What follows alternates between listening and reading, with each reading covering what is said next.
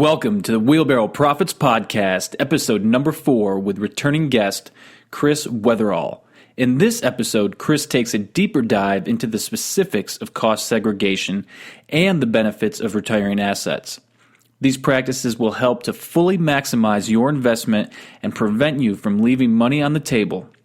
We view cost segregation as a crucial component to our wealth building strategy.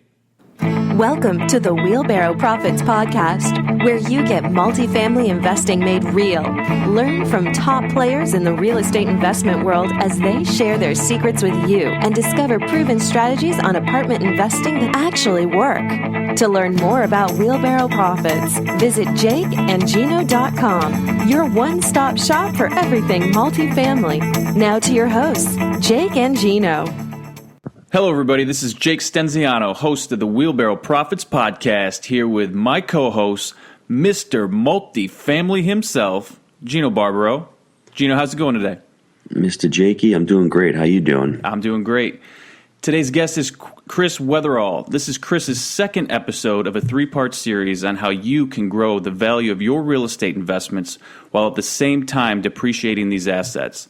This show will build off of Chris's first episode, so if you missed it, please check it out in our archives section. Chris offers tremendous value, so you don't want to miss a second of it. Now, on to episode number 2. Mr. Chris, welcome back, sir. Thank you, Gino. Jake, and I really appreciate being on again, and maybe we should just briefly recap in case somebody just tuned in and they want to have at least some sense of this before they have a chance to go back. I mean, they definitely need to listen to the first podcast because that is the foundation for all of this. What we do is embedded in tax code. It's embedded in the processes for how real accountancy is done. This is how the big dogs run. This is how General Electric, Westinghouse, Schlumberger, Dahl, International Paper, all the big companies do it this way.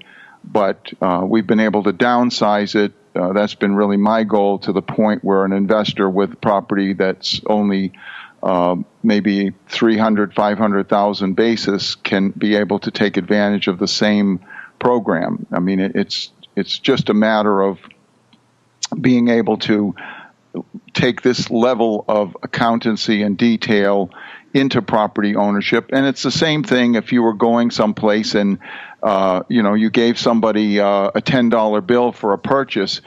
You wouldn't just guess at how much money they were giving you back. You'd look at your change. You'd count it. You'd see what you had. I mean, this is just normal. Most people would check the phone bill. They don't just write the phone company a blank check. So this is the same type of checking that you do on everything else, except in this area, it requires a special type of verification. Same thing if you went to borrow money for a house, they would require an independent party to come and verify the value of the house, an appraiser. So what I do is basically the same thing. It's generic. It's embedded in every other process that we have.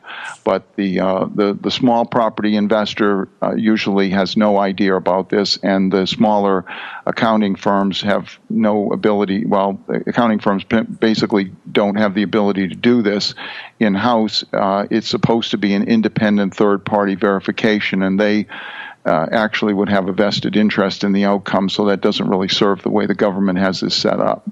Yeah. So in any case, what we're talking about is the fact that real estate is a unique type of capital asset. And just to recap, if you buy stocks, gold, bonds, anything else, it's going to go up in value. You sell it, you pay taxes. Real estate is the only thing which most people never even think about this. It's the only thing that you can depreciate at the same time that it's going up in value. And the reason that you can do this is because the government wants to provide an additional incentive for people to invest in real estate. The government wants you to do this. I really tried to hammer that home the last time.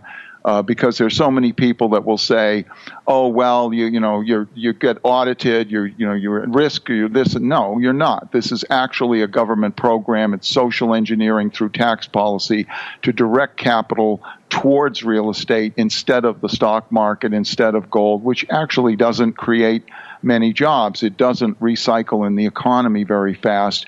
It doesn't grow the economy as well as real estate does. Nothing grows the economy better than real estate, and the Treasury Department knows this.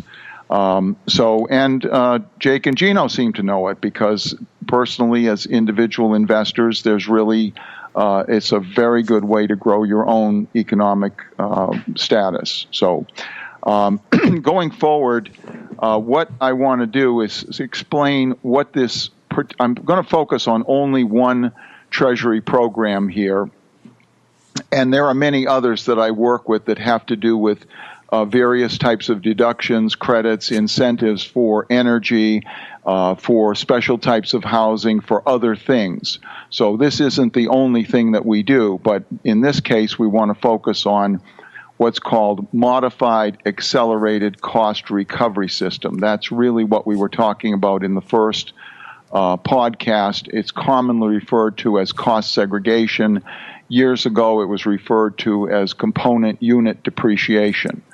So I'm going to take a quick time out here just so we can get our heads wrapped around it. So really, what Chris does is cost segregation studies, if you want to throw out the generic term. That's the first term that Gino and I heard it referred to, and that's why maybe other folks out there have heard that thrown around. But I just want to back up for a second, because you said some great things in that first segment. And what I heard was you're maximizing your values, and you're paying attention to detail, and you're not letting things just fizzle out. And I think that's great. So I just wanted to throw that in there, but let's jump back in and carry on with the cost segregation stuff, Chris. Jake, what I heard in that past segment was that Chris is talking about the government, how they're inefficient at providing housing. So this is what all investors have to think about. This is something the government doesn't really want to get into because they can't. They're really inefficient. So this is where we step in and we create that value. And those apartments come online because of investors like us. The government doesn't want to be into that business because they're so inefficient at it. They're inefficient at a lot of areas, but this area, I think they really understand they can't do it properly. So that's why these and it's costs, expensive for them too. So yeah, and they're inefficient. Like Chris said, they can't do it. It costs them too much to do it. So that's one thing that investors have to really be aware of. And as Americans, there's a whole range of other things where the government really doesn't want to touch your personal residence. I mean, we have a long history since the beginning of this country of, billeting soldiers in your house and that kind of stuff, which the English king used to do. Mm-hmm. So touching people's homes, you have to have a warrant to be able to enter, that sort of thing. You have to have probable cause. I mean, there's an entire other history of why the government really does not want to touch a personal residence of any kind, shape, or form. But they do provide, as from the ground up, you have local regulations that deal with electrical. You have fire safety, all these other things. Of course, the government is trying to create a level playing field so that people have housing that's safe and doesn't have fumes in it, and et cetera, et cetera. So obviously the government is involved. But in terms of actually owning it, building it, providing it to you, telling you what you should live, where you should live, this is the United States of America, and for a lot of reasons, aside from the economics of it, the government really wants to stay away from that, and they really want to encourage us on the ground, as local as possible, to develop things that suit the local needs. So the local neighborhood, that's really the level at which this can play. The local apartment building, the local hotel, the local shopping center, the local dentist's office. This is applicable to any building which is used for a business purpose. And we're focused here on the multifamily or even individual rentals, because that's something that people will always need one way or another. So it's a very good market, and Jake and Gino do excellent at providing a really good quality of housing for the people at a good value. So in any case, what the incentive here is that, I think I said this in the last segment, if you have almost any kind of building, it's depreciated over 39 years. Apartments are depreciated over 27.5 years. So basically, I'm going to repeat something which you basically have never heard from anyone else, and that's that this is essentially a government-guaranteed program that you will get your money back in either 39 years or 27.5 years. Nobody talks about it this way, but I believe this is a true way of thinking about it, because obviously people don't usually keep a building for 39 years, and it could burn down, you could sell it, all kinds of other things could happen in the meantime. But you start off with $1 million building in 39 years or $1 million apartment in 27.5 years, you're down to zero. Through depreciation, you have got your money back. You have gotten deductions equivalent to that $1 million in 27.5 years or in 39 years. So, what is the key here? The key is time. Do you want to wait 27.5 years or 39 years to get your money back? No, obviously not. And if you get your money back faster, what are you doing in terms of risk? What you're doing is significantly reducing your risk. So if you were going to plan now on your kid's education, my kid's going to go to college when they're 27.5 years old, I have to start saving now. Well, can anyone tell me what college is going to cost 27.5 years from now? Can anybody tell me what your kid is going to decide to do as a career? Jake, you've got a brand new baby. What's your answer to that? Can you tell me with any certainty? Yes, she's going to be an accountant, and then she can do different business ventures from there. I've already got it planned out. Sorry, I've already figured it out. I'm the weird one. Oh my God, you burst my bubble. But all right. So aside from the one person on the planet that actually knows for certain, what I'm saying is that as things go out in time, they become less certain. The world changes, things change, and so it's less predictable, less certain. So if you could predict what your kid is going to do 5 years from now, yeah, you can be pretty certain they're going to be in first or second grade, and you can be pretty certain they'll be walking. And if you go 16 years in the future, you can be pretty certain they're going to be trying to hitch you up for a brand new car. So, there's certain things, but as you go farther out, it's less certain. So to reduce risk, fundamentally, what you want to do is shorten your time horizon, get things to happen faster, get things nailed down faster. So that's what I do. I take what would normally happen in 27.5 years or 39 years, I get in there, and under special Treasury regulations that allow for this, I'm going to use engineering techniques to compress that time scale. So now, instead of getting your money back in 27.5 years, we will get a bunch of your money back in the first 5 years. And then we will get maybe some more money back in 7 years. And then some more money back in 15 years. And there will still be things that go out the full 27.5 years. So I'll give you some examples. Things like, for instance, carpeting. We may be able to squeeze that down to occur within the first 5 years. Things like asphalt in the parking lot, we can squeeze that down to happen within the first 15 years. So, if you have $100,000 or $500,000 worth of asphalt, do you want your million or $500,000 back in 27.5, or do you want it back in 15 years? Obviously, you're lowering the risk. You're increasing you have the time value of money, you have inflation, you have other factors that you can look at this. $1 now is worth more than any dollar that you will have in the future. Totally agree with that. You're reducing risk, and my philosophy on any of this type of stuff is get it when you can get it. Get it now, get it when you can get it, and then move on. I completely agree with you. Okay, so what we want to do is increase certainty in your investment. That's fundamentally what we're doing. So there is a process for doing this, which is quite complex, but the person that owns the building doesn't have to worry about that. That's what I do. Now, as far as modified accelerated cost recovery system or cost segregation, there's actually 6 different types of studies that are out there that are available under Treasury regulations.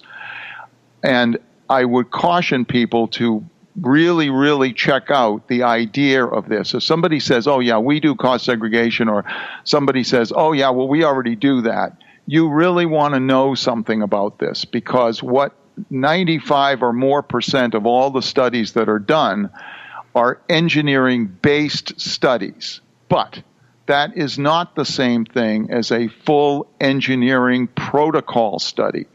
what I specialize in, and the only type of study that I do, is the full engineering protocol study.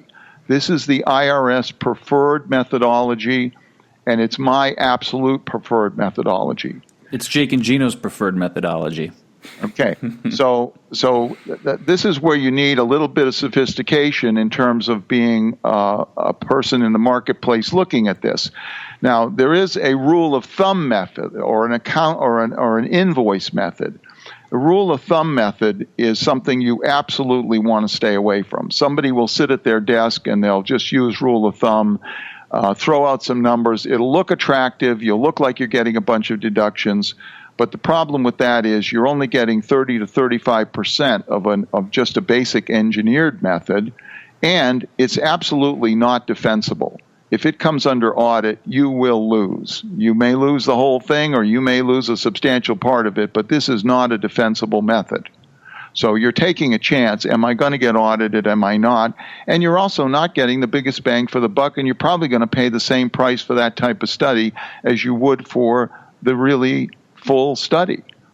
And then there's the residual method study. So the residual method is something that your own CPA may try and do. A residual method is engineer-based, but it is, and it's very, very popular. Lots of people sell this type of study because you can show a big bang for the buck, but you're still only getting 65 to 75% of what a full engineering protocol study would achieve, and it's not entirely defensible, and retiring assets is not an option. So this segment, I want to really delve into retiring assets, the issues of abandonment, the issues of taking things out of service. This is a very, very, very important part of ownership of property that tends to have things refreshed, worn out, changed, or repaired frequently. Now, if you have a storage building facility and there's no water, no heat, no lights, it's just a tin door without any insulation, people put their stuff in there. Well, if somebody backs into it with a truck, you might have to replace the door. There's not a lot of stuff there, and you don't tend to refresh your image of your storage building facility. You might put up a new sign or something like that. But you're not going to be like McDonald's, where every 5 years they've changed their arch. You're not going to be like your car dealers that just spend $500,000 on their new facade, and then 6 or 7 years later they've got a brand new facade. That's because GM, Ford, Chrysler, etc. force the franchisee to refresh their image. Right. Hotels are notable for this. Hotels have an almost set refresh rate of 5, 7, and 12 years. So they are forced by what they call the flag, which might be Marriott or Hilton or whatever it is, to refresh their image. No, the carpets didn't wear out. No, they just decided to redo their color scheme. Or, the bubble gum and whatever was just too costly to pick up from a maintenance item. It was cheaper to replace the rugs and retire them. Plus, it's from a marketing standpoint. They're getting, a fresh new look and whatnot. Right. Before we continue on with the retiring assets portion, I just want to do a recap of what you said about the full engineering protocol study so people can see why this is the preferred method. So a few things that I jotted down while you're going. It's number one, it's defensible. It's the best bang for the buck. You're going to sleep at night because you know what you have is IRS preferred. Is there anything else you want to just recap on those so people know why that is the preferred method? Well, it's because of the ability to retire assets, which no other type of study allows for. Right. Now, by the way, I mentioned there were 6 different types of studies. We don't even want to talk about the other 3 because the other 3 are very much completely out of the market that you're talking about. It'll be somebody like McDonald's that builds 50 or more franchise locations that are clones of each other, and there's just stuff that you all would never run into. So these 3 are the kinds that you will see. The rule of thumb, which you absolutely want to stay away from, the residual, which is the most common, 95% are residual, and the full engineering protocol study. So the distinction here is just because an engineer shows up or somebody says it's engineered doesn't mean that it's actually following the full engineered protocol of the Treasury Department. So that's a consumer knowledge thing. People that are sophisticated in ownership of property like hotels require that type of study because they're getting rid of stuff all the time. Now, let me give you a quick shot of what we're talking about in terms of actual cash money. Sure. Let's say that you have a roof, and a roof is going to be one of those items that I can't, in our jargon, short life. I can't take a roof from 39 years or 27.5 years and compress the time scale to get you the deductions of that roof within 5 years, unless your roof is totally covered with solar panels, feeding a backup system for a server farm for the internet, or it's growing food for your restaurant that's below. I mean, you'd have to have some roof that was completely in service of the business, and that is extremely unusual. So let's take 27.5 years because that's the market that you're dealing with. So let's take a roof that's $50,000 and let's divide it by 27.5. So roughly speaking, we're getting about $1,800 a year in deductions throughout the 27.5 year tax life of that roof. And let's say that you just built this property, it's brand new, you've now got 27.5 year roof. Okay. Let's say that you just bought this property and the roof was already 10 years old. Today, the title changed hands. Pop quiz for Jake and Gino. How old is your roof now, even though it's chronologically 10 years old? What's the tax life of your roof going forward? Brand new? Brand new, 27.5 year tax life. So the key point here is when the title changes hands, you reset the depreciation schedule. Now, there's a little bit more detail to this. This is a soundbite piece of information. I can't get into this particular format with all the little iterations of this back and forth. But fundamentally, this is what's going on. So $1,800 a year going forward, whether you just built the building or you just bought the building. So let's say after 5 years, you replace the roof. Now, by the way, a hailstorm is common here in the Southeast. It may be because of a hailstorm, but actually there's absolutely no justification. You could walk out one bright sunny day and just because you're in the mood, feel like replacing a perfectly good roof. So let's get off the table the idea that the IRS is going to challenge you on why you did this. You don't have to have a why, you just did it. So we got $1,800 a year, $1,818 a year, and we've got 5 years from 27.5. So what's 5 from 27.5, Jake? 5 times 27.5? No, 5 years has gone by. Out of your 27.5, how many years do you have left? 22.5. Okay, so simple math, you just take the number of years since the title changed hands, you subtract it from the total of 27.5 or 39, and so you got 22.5 left. We've got 1818 per year in deductions, so let's take that times 22.5. And we now get $40,909.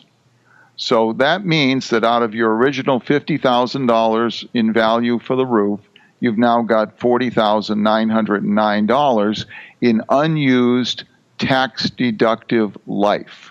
Okay, so what happens? You take the roof, you shovel it into the dumpster, you strip it, and you throw it away. Well, you just threw away $40,909 in deductions. There is no way that you can get those deductions there's no practical way to do this without this full engineering protocol study in place.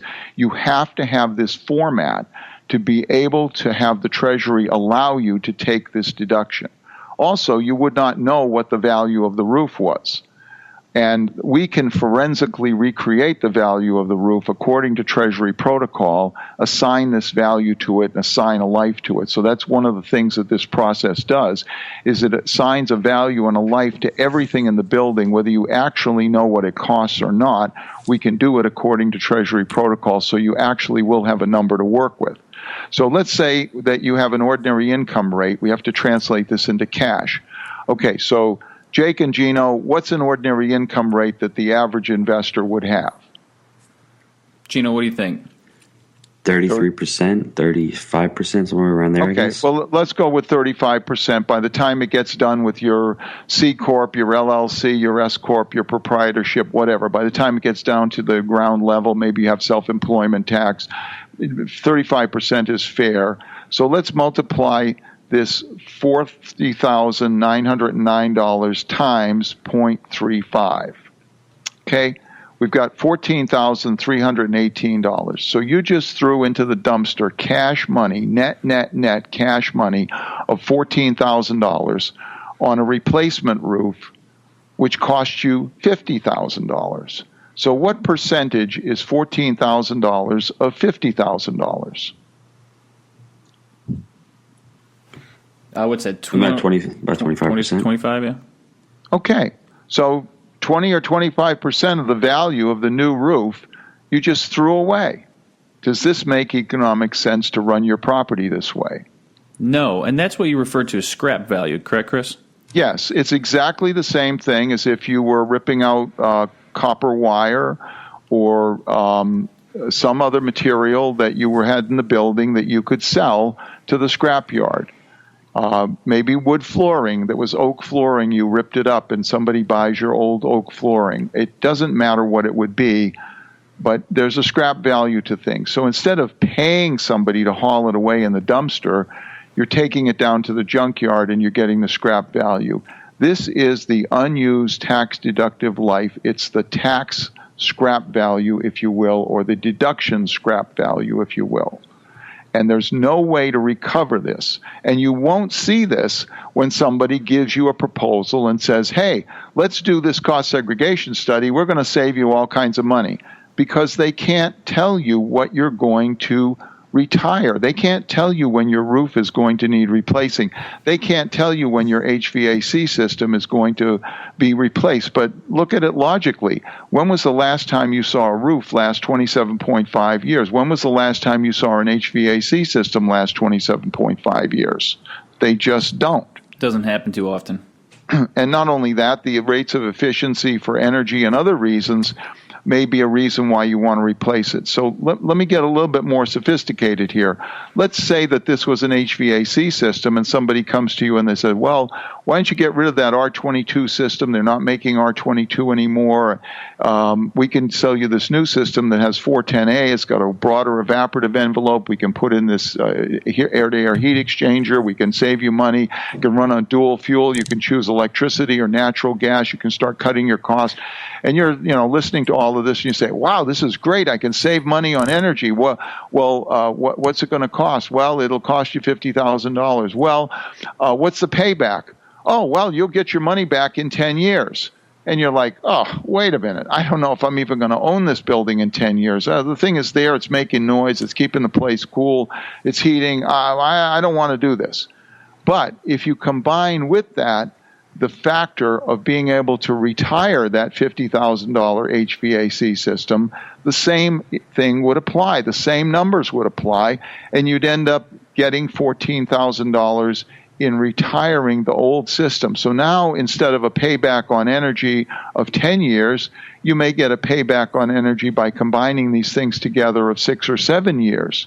So this ties in with other types of improvements that are actually not directly related to this, but when you start combining it with an energy savings, and then we go into other types of studies like a 179D, which starts getting you energy credits. So I don't want to get into that right now, but but there's more to it. I mean, even if you want to use the HVAC example, the R22 cost to go back in and gas these things up is getting very expensive because the government's encouraging not to use it anymore. So it's more than just that, and it's an entire. You're looking at the entire view, almost a global view, to maximize and back to what I said. You're paying attention to detail. You're looking at the full picture. Right. I just, I'm an engineer, so, if you ask me what time it is, I'll start telling you how the watch works. And I've been doing this long enough to know that people's eyes tend to glaze over at some point. But you're talking to two candidates that's eyes glaze over. So yeah. So, but that's okay. I'm not. Look, you don't have to remember what I said. Just remember I'm the guy that said it. No worries. You can call me and ask me. I'll be like Ricky Ricardo. I'll explain it to you. But it's really simple. And when you get into doing it in this way, this is the same way that you go and buy something and you count your change. It's the same way that you look at your electric bill, you look at your phone bill, and you see if somebody's been making, calls to some, certain kind of number where they talk to you about sex or something. That's what you look for. You check for that stuff, especially if you've got teenage boys. But anyway, this is what's going on with this. It's really basic, and you do it in relation to other things. So this should not be considered as something unusual. It's just unusual because it's gotten this air about it that, oh, yeah, that's accounting, that's taxes. I can't possibly deal with that. Well, guess what? You can. But that's why you bring in advisors like yourself in. Gino and I are not going to do these studies. We obviously would not be able to complete that on our own. We don't want to go out and do a rule of thumb method with our accountant or ourselves. That's why you bring in advisors, and that's why you're part of our team, and we look for good team members like yourself. It's what we do. So, hey, Chris, I wanted to ask you a question about what you were talking about with the hotels and the car dealerships doing these studies and actually retiring the assets after 5 years. So basically, by tax law, what they're doing is they're funding their capital expenditure accounts. So they actually have systems in place where they know every 5 years they've got to spend money on retiring assets and actually bringing new ones online. So is this a great way for us to budget our money and say, listen, we've got to do this every 5 years, so let me set up our CapEx account and get our money going? Is that what these Yeah, Gino, you've got it right on. I mean, that's the exact – and let's say, for instance, you weren't being forced to refresh anything. Let's say you own your own apartment building. You're the boss. Nobody's going to tell you what to do. You're just making decisions based on the market and whether tenants are complaining or you're able to attract or raise the rent. So you're looking around and you say, oh, well, this wallpaper looks like it was, old style from the 40s. I want to refresh my look. Let's take and paint over this wallpaper. Okay. Well, why are you painting it over? Well, I'm painting it over because it would be expensive to remove the wallpaper and da-da-da-da-da-da. But if you paint it over, it's probably going to bleed through. You'll see the seams, and it's still really going to not look nice and fresh. So what we're doing here is we're taking a look. Oh, well, when did I buy this building? When did the title change hands? Well, I bought the building 6 or 7 years ago. Gee, according to this calculation and this study, because what Chris Wetherall's going to do is you're going to get a study that will have everything in Excel. So that's the key point here. What we've done is we've loaded everything into a generic program. I'm not going to call it an accounting program. Excel is used for accounting. It is a type of accountancy, but Excel is used for lots of things, lots of keeping track of stuff. So it's a common program, and Excel will migrate into almost any normal accounting program. So now, instead of this specialized, esoteric, you got to buy my proprietary software, you're loading it into a generic thing that can be used for lots of things, and it's fully searchable. So now you go into your Excel program, you look at, well, where's the wallpaper? What's my basis in that wallpaper? Well, how depreciated is the wallpaper? Oh, gee, the wallpaper was depreciated a year ago. Well, we got our money out of it. Well, so it's basically we'll strip it, we'll put new wallpaper on and start depreciating that again. So now you can make a decision, okay, do I want to paint over it and do the El Cheapo and maybe it won't look good, and then later if I ever want to strip the wallpaper, it's a disaster. I'll never be able to strip it once I paint it. Do I want to strip it and paint it, or do I want to strip it and put new wallpaper? If you cover over the existing wallpaper, you will not be able to retire it because the wallpaper will still be attached to the building. Same thing, let's go back to the roof. If you cover over the existing roof, now I will give you an exact example of a commercial customer which had a 39-year building. They were putting solar panels on the roof, and they looked at the roof, and the roof wasn't good. So they said, oh, well, we'll redo the roof because we're putting the solar panels. We don't have to touch it later. So I hear about this. I'm going to do a study on the building, and the price is $30,000 to quote-unquote replace the roof. That sounded kind of cheap to me, so I questioned it. I said, what kind of quality job are they going to do? What's going on with this? And I actually get through to the weeks of back and forth. I get through, talk to the roofing company, find out they're actually going to cover it. So you can only cover it twice under building codes because of the load, and especially in these flat roof buildings, it's really they're built very skinny, but on other types the code won't allow you to cover it more than twice. So at some point you're going to have to strip it. Disposal costs are going to be more in the future, so start thinking forward here. Disposal costs for the shingles are going to be the cheapest they're going to be today, and if I strip it and put a new roof, it's going to look better. Also, the old roof is underneath, and it's usually a dark color. So now your new roof is getting hit with radiant heat, both on the top and underneath, because it's getting reflective heat from both sides. Now, this is an engineering thing, but it's the way it works. Look at the thermodynamics of what's going on. So your new roof isn't going to last as long when you put it over an old roof instead of putting it on some nice clean surface, which is going to be more ventilated and keep the roof surface cooler and have it last longer. So a lot of factors involved here. Sorry to run on about that, but this is the way it works. So now you're making a decision with the roof, with this commercial company, $30,000. So I check into this and I say, well, okay, how much would it be to actually strip the entire roof, put on new insulation? $60,000. Well, I'm going to do a study on the building. So I look at the cost of retiring the old roof, because now it's going to be totally stripped, not covered over, and the client's ordinary income rate. And net, bottom line, the client would actually be paying $27,000 to $29,000 to totally replace the roof at a cost of $60,000, as opposed to just covering the roof at a cost of $30,000.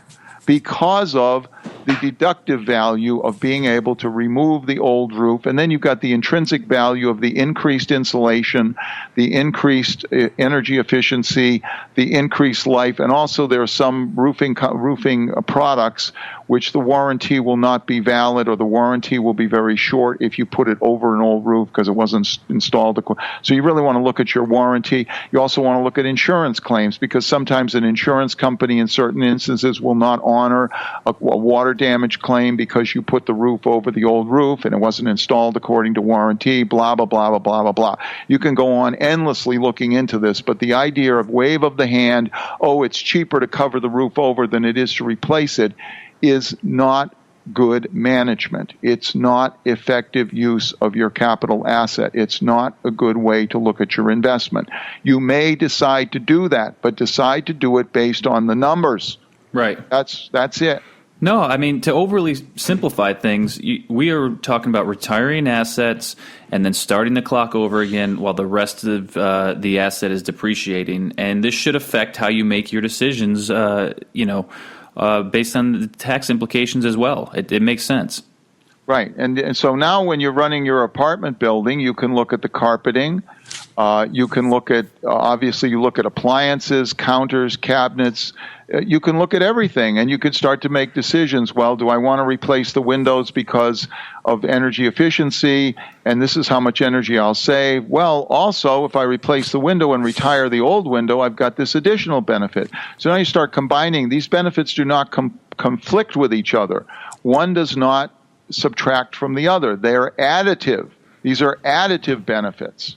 So that's what we want to start doing, is really stacking these benefits up. And this is 100% legal. It's entirely the way the tax code is designed. It's designed to encourage you to do all kinds of things to spend money and improve your real estate, make it more livable, use less energy, et cetera, because it's good for all of us. It's good for the economy. We import less oil. The government knows this, and they're gangbusters on helping the guy on the ground get this thing done.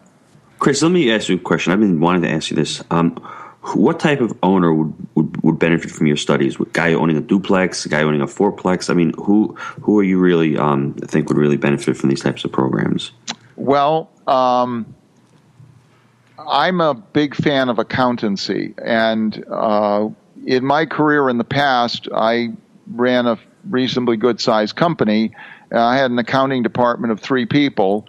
And I will tell you that, I was in the military nuclear industrial services business. I had hazardous waste haulers license number 6, the 6th one they ever issued since the regulations were promulgated. And I considered it more dangerous to go into the accounting office, my own accounting office, than it would be to go out in a field of unexploded ordnance looking for munitions. I was really afraid of it. I was like, let those guys handle it. I mean, I did not appreciate the value of accountancy. And it amazes me how I was able to do what I did and do it profitably, because I really, in many cases, was just throwing money at the problem. We were in a very profitable business, the hazardous waste business, the asbestos removal business, so we had money to throw at the problem. But nowadays in real estate, you don't have money to throw at the problem. It's a competitive business. You have other people looking for buying the property. You have other people that want to compete with you in renting. So people have a choice, and you have to be sharp about your money. So this is a way to not throw money away and be in a more secure, stable, predictable position to make the right decisions, and not just gut feeling or, the old guy that's been doing it for 40 years. Well, the old guy that's been doing it for 40 years is doing it based on how things worked 40 years ago. He may not be up to date with what's going to happen a year from now. So the young guys like you that are using accountancy are really way ahead of the people with years of experience, because they may have a good gut feeling, but things change very rapidly right now. Is there a value that you typically start at, say the value of a property of $300,000 or $400,000? What's the typical starting point? Well, first of all, my policy is I would do this out of pure meanness. I mean, if I could afford to, I would. But fundamentally, because of what's involved, you're usually looking at a basis, a cost basis in the property of somewhere around $300,000 to $500,000. Gotcha. But this could be a collection of properties, as long as they were all under the same ownership, and as long as they were within the same reasonable geographic footprint, not one in Kentucky and one in Florida. So I have definitely done this. I'm probably the only person in the country that's ever done a full engineering protocol study on a $30,000 basis, single-family rental. And I hope the phones don't start ringing off the hook and people want to do that, because that's not going to happen. It's a lot of work, right, for $30,000 basis, huh? Well, in this case, this client had a number of other properties. He had one, $87,000, $127,000, $230,000. So adding it all together, it made enough of a lump, and it was all within the same town in Cookeville, Tennessee, and it was all under the same ownership. Now, if you have all your properties in separate LLCs, and that's not going to work. But there are other strategies that we will talk about in the third episode, which will have to do with more sophisticated dealings with ownership structures, with how long to own the property, when you want to buy, when you want to sell, when you want to hold. We'll get into some other uses of this for those purposes. But right now, we want to talk about retiring assets. So that's the hidden value, or the value that you can't say to somebody when you're engaging in a study. But this is the end result of it, is not only having the initial increase in deductions, but the ability, when you take things out of service, to get the unused tax deductive portion of those things. And then to also know the decision, which I dwelled on a little bit, about covering over the roof as opposed to stripping it and replacing it. It might seem like it costs more to strip it and replace it, but you're probably going to end up with a much better deal overall from a mechanical standpoint, from an insurance standpoint, from et cetera, et cetera, et cetera. Same thing with the wallpaper, the rugs, linoleum. You're going to replace your linoleum or your VC tile with ceramic. Do you want to do that or not? What is the value of the ceramic? What's the life of the ceramic compared to the life of this other stuff? You can look at all of these different things, and it won't take you long to get the idea of this and start to make these decisions very effectively. And because everything is in Excel, you have an easy way of looking it up. Your accountant has an easy way. Your bookkeeper, you don't have to have a CPA. Your maintenance person, anybody that's a little bit familiar with Excel can just look in there and see it. I want to give you one other example. We were using big examples, but I want to use the example of a duplex receptacle. a regular 110, 120 volt, 15, 20 amp plug in the wall. Now, a new construction cost of something like that is going to be around $125. So if you just bought the building today, each duplex receptacle is probably going to be worth about $125. So let's divide $125 by 27.5. And we're going to end up with $4.54 a year in deductions. Now, let's say that you have one that's in a very useful place. It's, right next to the, right on the counter in the kitchen, and everybody's plugging the toaster and the mixer and all these other things going in and out, plugging it, and eventually it wears out. So after 5 years, it wears out. So once again, what's 5 from 27.5? 22.5. Yep. 22.5. So we take 4.54 times 22.5, and we get $102.27. That's the leftover deductive value. Now, we've agreed that it's reasonable for 35% ordinary income rate, so let's go times 0.35 of those deductions turns into $35.79 cash money. Now, you're ending up replacing this receptacle. Well, how much did you pay to have the maintenance person come in and replace this receptacle for you? Well, it depends if he's on the payroll or not, but it was probably not too much. Well, I mean, the receptacle itself is going to cost you, $7? Or you might buy a really cheap one. But, say 15 even. the guy's going to drive there in a truck. He's going to go up to the apartment. He's going to spend about an hour doing this just to replace one receptacle. Well, I would look at it. I mean, our guys are on staff and they're working it out. I think our all-in cost for Gino and myself at most would be $30. Okay, so $30, and that includes the receptacle. Well, Yes. Let's say that. Okay, so you just paid $30, and then anybody would say, "Oh, well, my accountant expenses that." Well, sure, your accountant's going to take the $30 and expense it. So, but that's not the issue. That has nothing to do with this. Right. Just because your accountant is expensing it does not matter. You still got $35 in cash. So you actually just threw away more money than it cost you to replace it. Mm-hmm. Does that make sense? I mean, in other words, you could have ended up with basically a positive $5 for replacing it. Right, by retiring it. Yeah.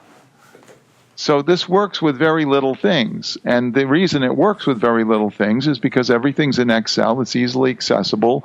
And you're not saying, oh, my God, $30, oh, it's not worth the bookkeeping and blah, blah, blah.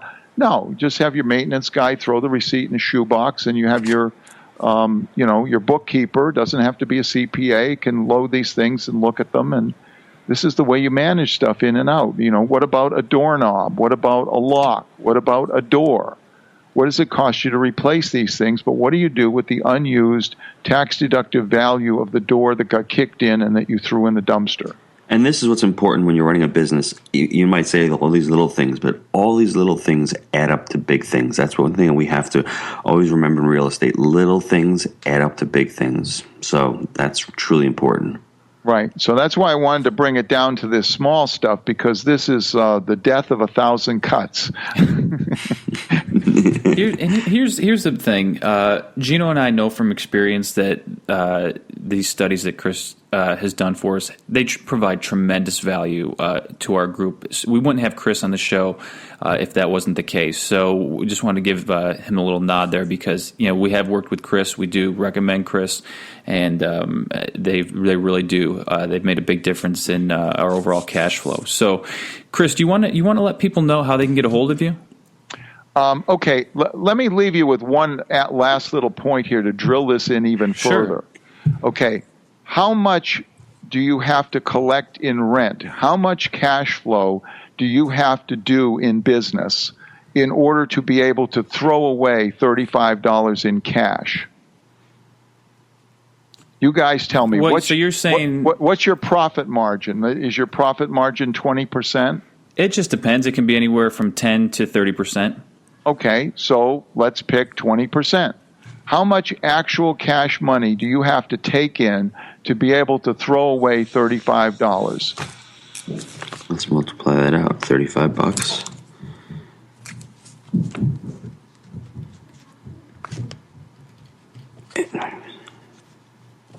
Somewhere around in the mid 40s. No, at 20% profit, you're only making $20 per 100. So you're saying $100?